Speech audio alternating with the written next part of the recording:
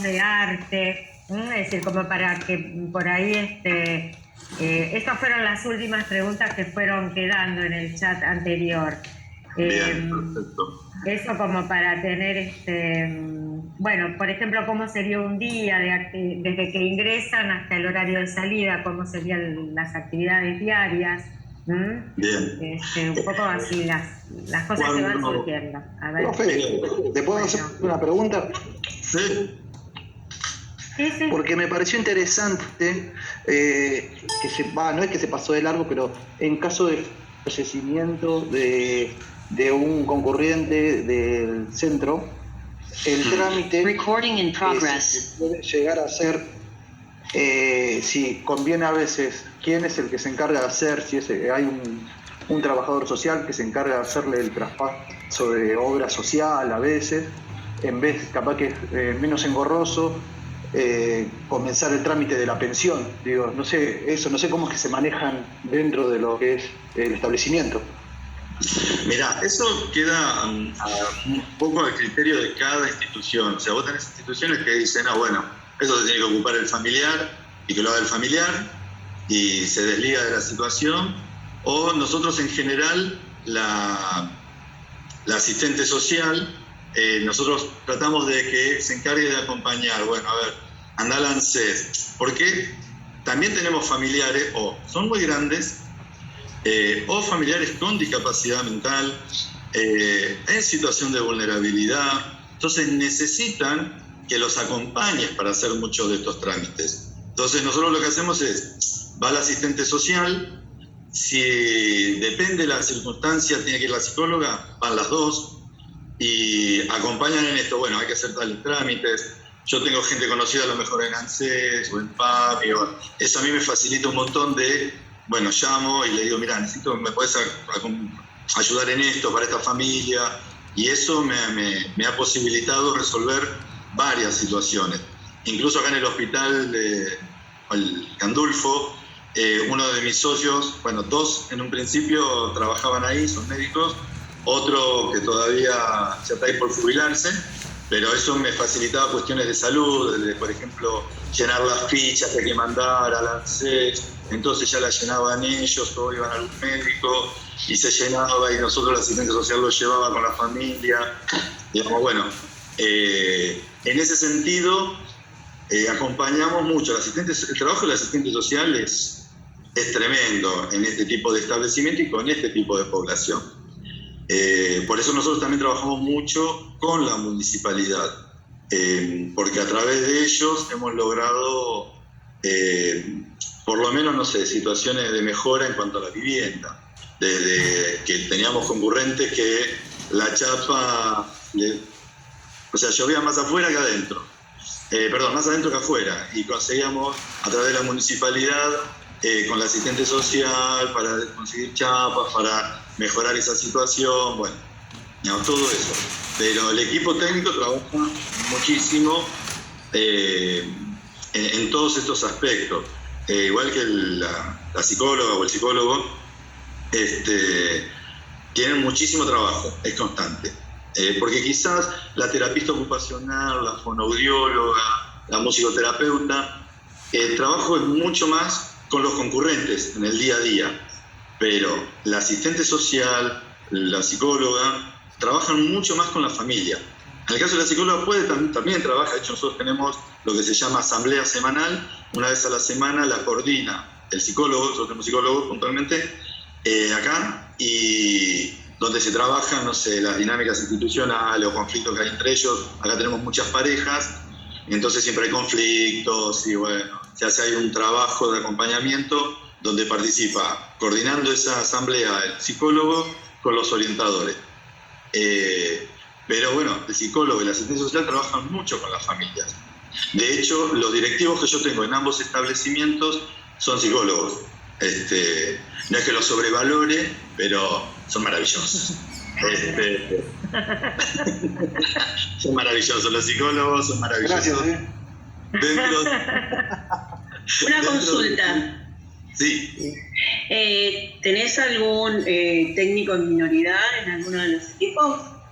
No, no, pero sí tuvimos una trabajadora social que previo a ser trabajadora social era técnica en Minería de Familia. Y eso fue Tiene que también... ver con, sí, pero les aclaro a todos, los alumnos más que nada, que en realidad no están no están dentro de los títulos que habilita la Agencia Nacional de Discapacidad para cubrir cargos, el título de técnico. No es un problema de las instituciones, sino que en realidad los técnicos tendrían que hacer las gestiones para que se los incorpore dentro de lo que serían la Agencia Nacional de Discapacidad o los títulos habilitantes.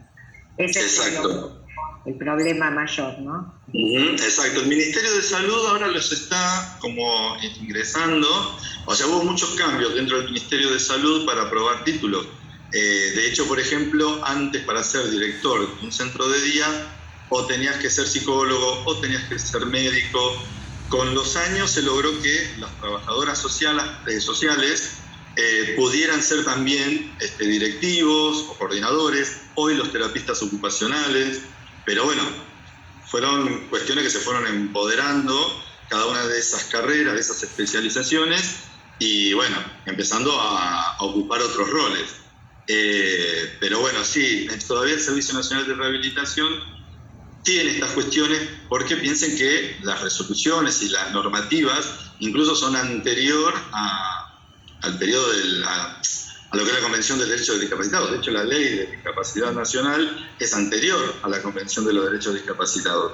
Y esto es algo que se viene planteando de que incluso hay que modificar. Cuando fue el último periodo de kirchnerismo, se había empezado a armar un proyecto para cambiar la ley.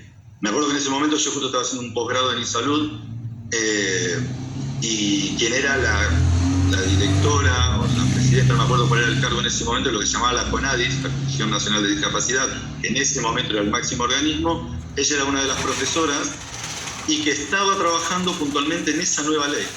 Y nosotros habíamos participado porque traía los distintos artículos y bueno, pues tuvimos la posibilidad de trabajar en algunos de esos artículos, pero bueno, como ya todos sabrán la historia, el kirchnerismo o el peronismo termina perdiendo en ese momento las elecciones presidenciales, asume el macrismo y no se continuó con ese proyecto y después no se abordó nuevamente. Hoy el señor Fernando Galarraga es el director del ANDIS, la Agencia Nacional de Discapacidad, que hoy este es el máximo organismo que fue creado en el gobierno del macrismo y que tiene rango de secretaría, cosa que antes eso no lo tenía.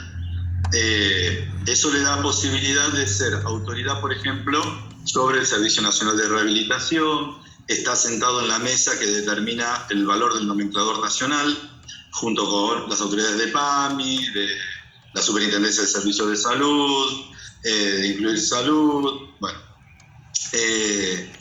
Y bueno, y esto se está poniendo en la mesa de que hay que volver a trabajar sobre la ley de discapacidad. Pasa que, bueno, como en todo, ahí tenés sectores que están de acuerdo, sectores que no, porque tampoco es una mala ley, ¿eh? De hecho, ha sido a nivel latinoamericano, dio el puntapié para muchas de las leyes de discapacidad de los otros países. Pero bueno, hoy se ha quedado atrás, porque en Latinoamérica la mayoría de los países ya reestructuraron su ley de discapacidad en función de la convención. Ahora, entre paréntesis, más allá de que esto sea así, no quiere decir que sean buenas leyes. De hecho, hay muchas leyes que todavía hablan de solamente los niños y niñas. Yo me acuerdo si era Colombia, no me acuerdo cuál, que estaba basado en la convención y no hablaban de sexualidad, por ejemplo, de las personas con discapacidad. Seguían hablando de los niños y niñas con discapacidad y como que los adultos no existen. Bueno, no quiere decir que sean de lo mejor, pero bueno, hay algunas cuestiones que hay que ajustar.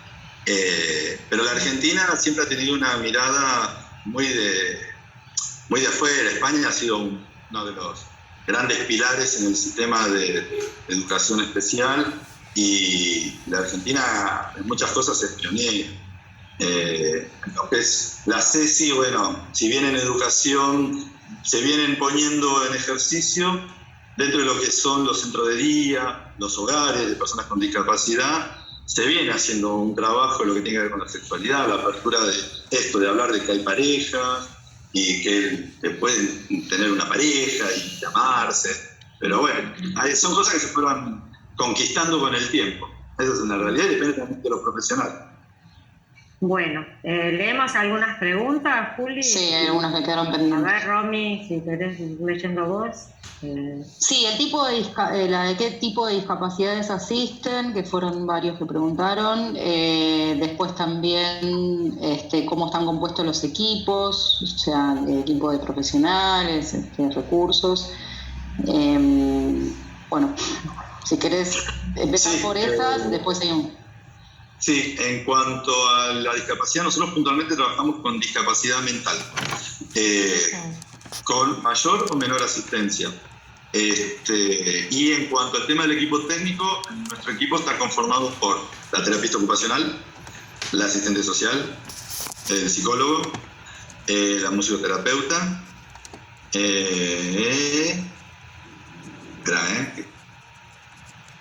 que hasta ahí es el equipo básico. En nuestro caso, hasta ahí, porque como no trabajamos en sí con discapacidad motriz, pero sí hay otros casos que ahí interviene el kinesiólogo, por ejemplo, que no es nuestro caso. Y el médico. También el médico es parte del equipo. Y después, bueno, están los orientadores a cargo de cada grupo. Y como les decía antes, cada 2 grupos hay una auxiliar que es enfermera, en nuestro caso. Y los demás recursos, Juli, vos hablabas de profesores de danza o En nuestro caso tenemos profesor de teatro, profesor de danza, profe de murga, profe de educación física.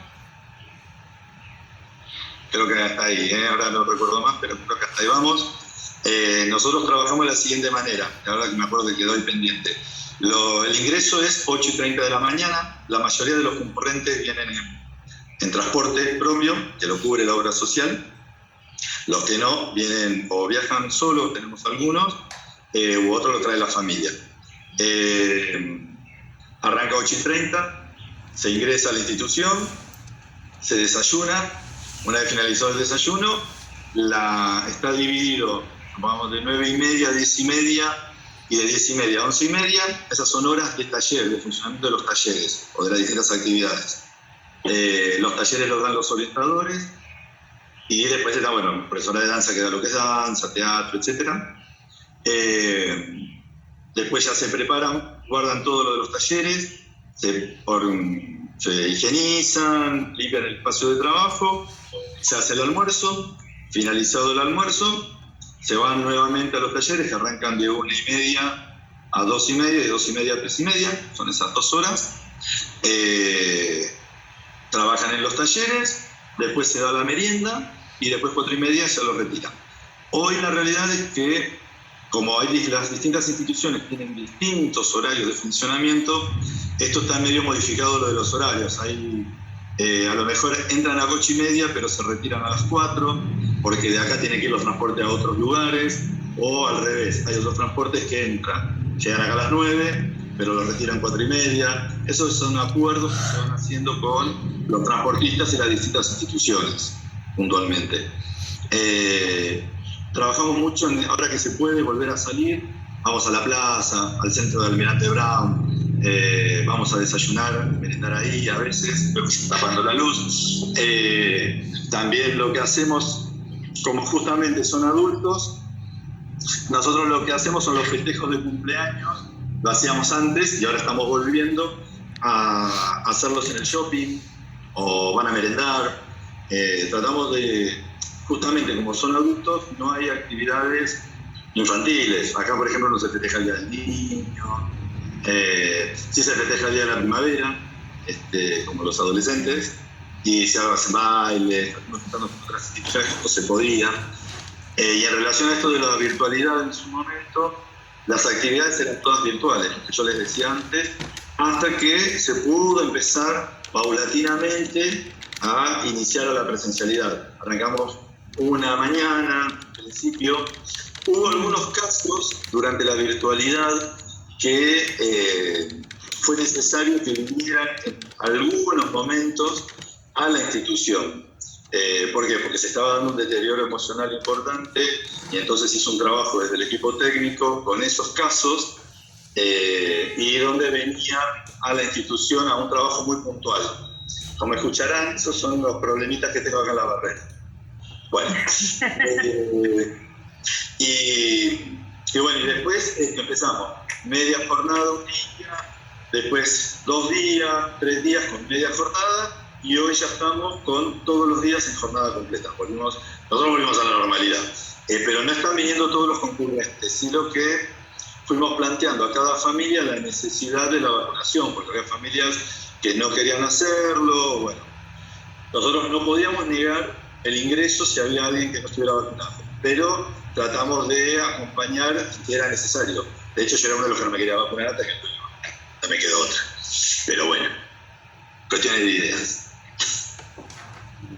Bueno, hay algunas preguntas, a ver, vamos a ir revisando. Preguntaban por los almuerzos y demás, cómo era la preparación de las comidas, si hay una nutricionista. Después, bueno, ¿qué más? A ver, ¿qué actividades pensaban para ahora, para este día de la primavera? También pregunta una alumna. Es decir, tenemos diferentes preguntas. También preguntaban las actividades con las familias, estaba más atrás, pero sí, más allá de acompañar en esto de los trámites, ¿no? Si hacen actividades dentro del centro de día con las familias y con los concurrentes. Bien. Verá, que me perdí. Los nutricionistas. Sí, es más, es parte del equipo técnico, de ellos había quedado olvidado.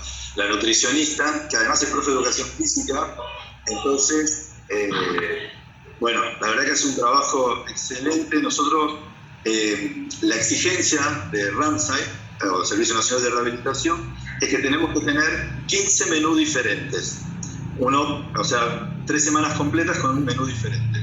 Ella es la que se encarga de hacerlos y a su vez trabaja dentro de cocina con la cocinera para acompañarla en el trabajo, para que salga el servicio, las porciones, cómo tienen que servirlas, el tema de la higiene. La cocinera tuvo que hacer un curso de manipulación de alimentos, esto exigido por la municipalidad y por el Ministerio de Salud de la provincia.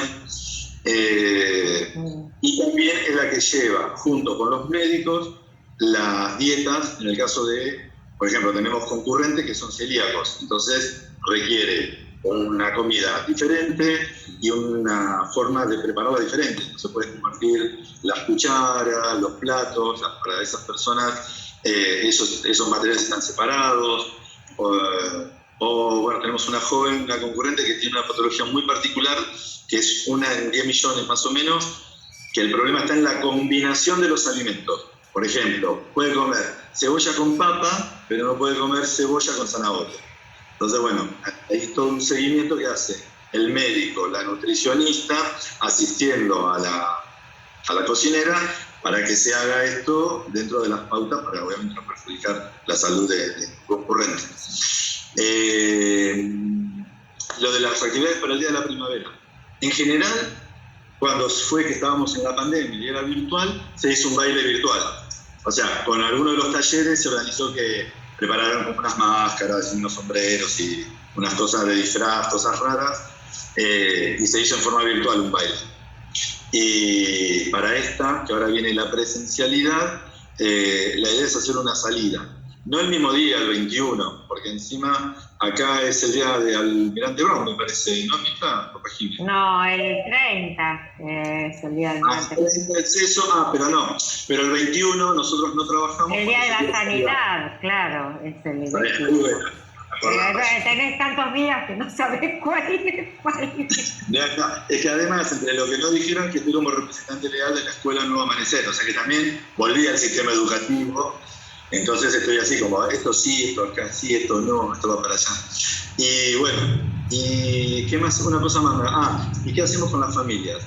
Nosotros tenemos un taller de hermanos que lo coordinan las psicólogas y psicólogos con los directivos, que son psicólogos. O sea, yo tengo En Amigos 1 hay una psicóloga, en Amigos 2 hay un psicólogo, y en ambos, como les dije, los directivos son psicólogos. Así que los 4 coordinan un taller de hermanos que se hace 3 o 4 veces en el año, y antes de la pandemia nosotros cerrábamos esos talleres con los hermanos, organizando con ellos y los concurrentes una kermés un día sábado para toda la familia, y venían los hermanos a la institución a preparar todos los materiales para la kermés, bueno, toda la producción de cosas que había que hacer, y ellos participaban a su vez, junto con sus hermanos, en ser los que manejaban, no sé, el puesto del tumbalata, por decirles algo. Y hacíamos, bueno, jugábamos al truco, a mí me quisieron ganar, pero no pudieron, bueno. Pero eso se pudo hacer, concretar con los hermanos. Y después hacemos talleres para las familias. Nosotros hacemos una encuesta a principio de año de cuáles son las temáticas que les interesa o que los atraviesa. En especial, ya que el Centro de Día Amigos se fue armando por jóvenes que fueron egresando del sistema educativo. Y hay una particularidad en esa situación, que para los padres, como todavía están dentro del sistema educativo, hay una mirada muy infantil hacia ellos. Cuando ingresan al centro de día y frente a las intervenciones que vamos haciendo, esto va cambiando, donde lo que se va planteando es que ya son jóvenes, que son adultos y que no son niños. Y en función de eso empieza a movilizarse otros esquemas dentro de la familia. Y ahí empiezan a aparecer, por ejemplo, mucho más marcado el tema de la sexualidad. ¿Por qué? Porque encima en el centro de día, esto que les decía antes, nosotros tenemos muchas parejas que ya están conformadas dentro de la institución, y cuando empiezan a ingresar y empiezan a ver que, por ejemplo, estamos en este evento que les digo de la kermés, que vienen todas las familias, y las parejas están juntas y se besan, y esto es como que, no, pero ¿y cómo dentro de la institución? A ver, estamos en un momento recreativo, no es que mientras estábamos en un horario de actividad, los jóvenes están besando y abrazándose. No, que podría pasar, pero tampoco es la situación. Pero en un contexto de un evento, de una fiesta, de hecho vienen las parejas de sus hermanos o los padres que son parejas y se agarran de la mano, se abrazan y se besan. Entonces, el contexto y la ley es pareja para todos. Y en eso nosotros hacemos mucho hincapié, trabajamos mucho. Y bueno, y se hacen estos talleres para las familias, para los padres, donde se trabaja esto de la sexualidad, y a través del taller de hermanos tratamos que los hermanos empiecen también a movilizar un poco estos esquemas en los padres, porque una de las cosas que aparece mucho es que no les permiten compartir o ayudarlos en el tema de sus hermanos con discapacidad, como que los padres esto no, que a ellos no les corresponde, y esto aparecía como un reclamo por parte de los hermanos. Y esto lo trabajamos también con las familias, de que bueno, a ver, todos son familias, todos pueden participar, más, menos, con mayor o menor responsabilidad, pero todos pueden hacerlo. Y además pensando también en el futuro, ¿no? De hecho, tenemos algunos de los concurrentes que están a cargo de hermanos ya. Claro. Acá preguntan el tema de si vos habías mencionado, preguntan si se da, entiendo que es contenido, por lo que creo que más que darla, la viven, se vivencia, ¿no? En esto que vos decís, ¿no? El respeto por el ejercicio de la sexualidad y demás, ¿no? Absolutamente. De hecho, nos ha pasado, acá la psicóloga y el psicólogo, la verdad, y esto de verdad, y fuera de chiste con los directivos, se arma una relación de confianza por parte de los concurrentes, también de las familias, pero de los concurrentes. Nosotros, esto que les digo de la asamblea que hacemos semanalmente, surge el tema de la sexualidad. Ellos empiezan a hablar de su sexualidad. Hemos tenido concurrentes que han planteado, o en la asamblea, o directamente en la psicólogo que dudaban de si querían estar con varones o con chicas. Tenemos una pareja que en su momento, su primer contacto, porque también lo que fomentamos es, bueno, que las familias acompañen en esto de, bueno, que salgan a tomar un helado, que se encuentren fuera de la institución, que pueden ir a las casas. Y tenemos una pareja que él está en el edificio 1 y ella está en el edificio 2, ella entró después. Y su primer contacto, o sea, primero fue dar los besos, etcétera, etcétera. Pero su primer contacto sexual fue, se encontraron en la casa de él, se acostaron en la cama y en realidad se frotaron. Él tuvo una eyaculación, pero no hubo contacto genital. Al otro día, los dos espantados, cada uno en la institución, pidiendo ayuda porque ella había quedado embarazada. Y no es nada, o sea, no hubo ni siquiera contacto. Pero bueno, esta situación de que no lo hablaban con sus familias, y por más que acá se venía hablando del tema, ella era muy novita acá en la institución, bueno, nada, hacer hincapié en el tema de los cuidados. Después nosotros citamos a las familias para hablar de este tema, sin mandarlos al frente a ellos, pero sí empezando a abordar esta temática. Bueno, ellos son jóvenes, con muy poca dependencia, y de hecho, después que pasó el tiempo, le diría, pasó la cuarentena, y no hace mucho tiempo atrás, finalmente tuvieron su primera relación sexual con contacto genital, con los cuidados, con preservativos, y acá trabajamos mucho, acompañamos un montón, y también acompañamos a la familia, y bueno, porque fue bastante movilizante, más porque lamentablemente hay muchos rasgos todavía machistas, especialmente para la familia de ella, porque para él es como que, bueno, nada, era más superado,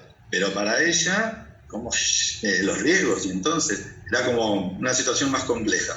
Y bueno, y se acompañó re bien, la asistente social fue a la casa en su momento, nosotros habíamos conseguido preservativos que daban en el hospital, bueno, todas estas cuestiones que hacen al momento de acompañar fehacientemente lo que es la sexualidad de los jóvenes.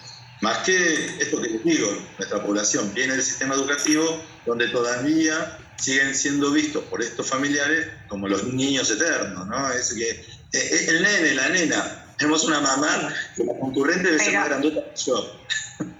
Perdón.